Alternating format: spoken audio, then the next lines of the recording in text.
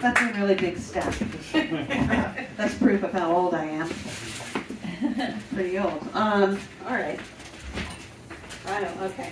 I haven't left the house in a while. A really long time. Okay. Take your time. Calm down. Hi. I first moved to New York, or I moved to New York in April of 1989 from North Carolina with my boyfriend, who's now my husband, and our cat, Bob.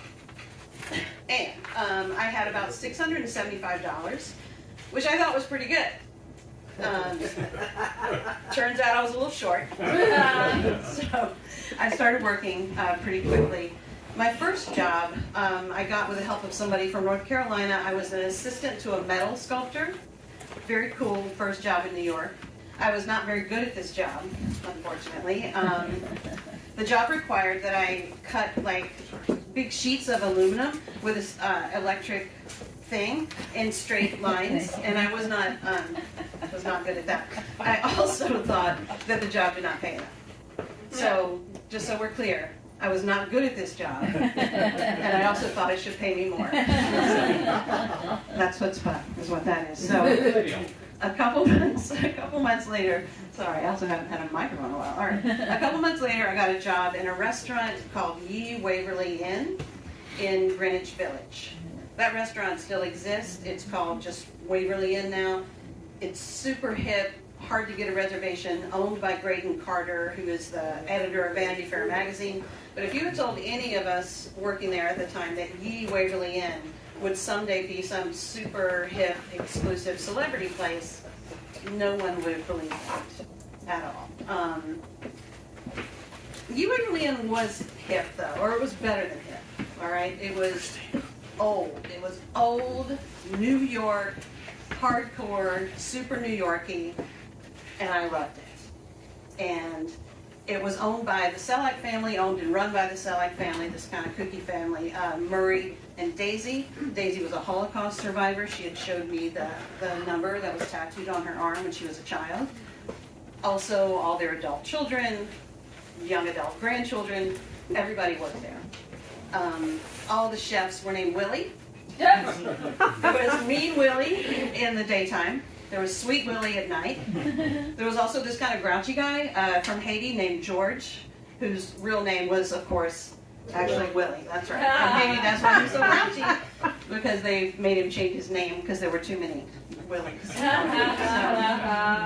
we also had celebrities in Ye Waverly Inn. Bella Abzug, the famous, you're old enough to know who she is, thank God. She had lunch there pretty frequently. Also Charles Kuralt from CBS Sunday Morning. Every Sunday. I'm so glad you guys are old enough to know that. Sure, I have to explain it. He had dinner there almost every Sunday night with his mistress. Oh. It's not his wife. Hello, I know. And Robert De Niro. Oh. I used to wait on Robert De Niro all the time. He ordered liver and onions and margaritas. Strange combination. No. And there was a woman who I guess was homeless or nearly so, who collected change out front 5 days a week until she had enough for the early bird special. That she would come in and eat and leave a 15% tip. Aww. Yeah, so it was a real mix. I loved working at this restaurant. I was a really good waitress. I met some of my dearest friends there. You know, it was super fun. Things were going okay. I was starting to figure out New York. I was figuring out that it was going to be much harder than I thought to be a working actress, even a not working actress, like that whole part.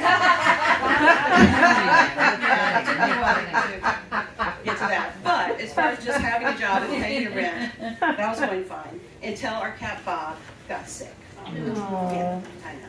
So Bob had feline leukemia. Oh. So we had to have him put to sleep. On that day, I was supposed to work a shift at Ye Waverly Inn, and I could not stop crying. So I called Mr. Selleck, the owner, and I said, Mr. Selleck, I'm so sorry, but my cat Bob died, and I cannot stop crying. So I can't work tonight. I don't think I can work. And he goes, Carol, I need you to come in. Gonna be busy. You're gonna have to come in. And I was like, I really don't think I can. Can you please just find somebody to stop for me, please. I don't think I can't stop crying. Long pause. And finally he goes, I'll get Eddie. His grandson. Eddie will cover your shift. I'll get Eddie. Sorry about your cat. Thank God. So I'm so relieved. I could just stay home and cry, cook dinner for Peter, and me, just relax. And then at 4:30 I get a call on my rotary phone. That's right. It's Mr. Selak. And he goes, Carol, Eddie canceled. Oh no. I need you to come in. Okay. So I throw water on my face. I get on the F train. I go to E Waverly Inn. And I start waiting on tables. And as expected, cannot stop crying. So I'm going to tables. Hi. My cat died. Would you like a glass of wine? All night long. Would you guys like dessert? So Mr. Selak comes down and he's walking through the restaurant to, check out the scene, say hi to folks. He walks past me and he looks at my red, puffy, cry face and he goes, fucking Eddie, huh? Fucking Eddie. And I thought it was the sweetest. This is how New Yorkers come for each other. And I was still crying.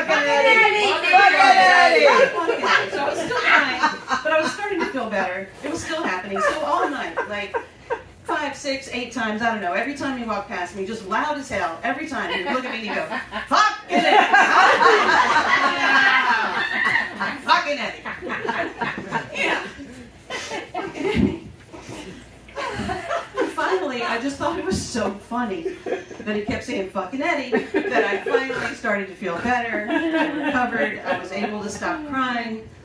So, long live Bob. Long live Mr. Selak. Long live fucking Eddie! Fucking Eddie! Fucking Eddie! How was that?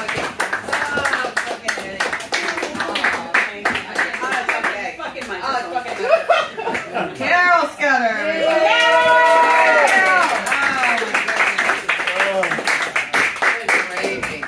All right, let's get another. Fucking Eddie, y'all. Y'all, can you tell where I'm from?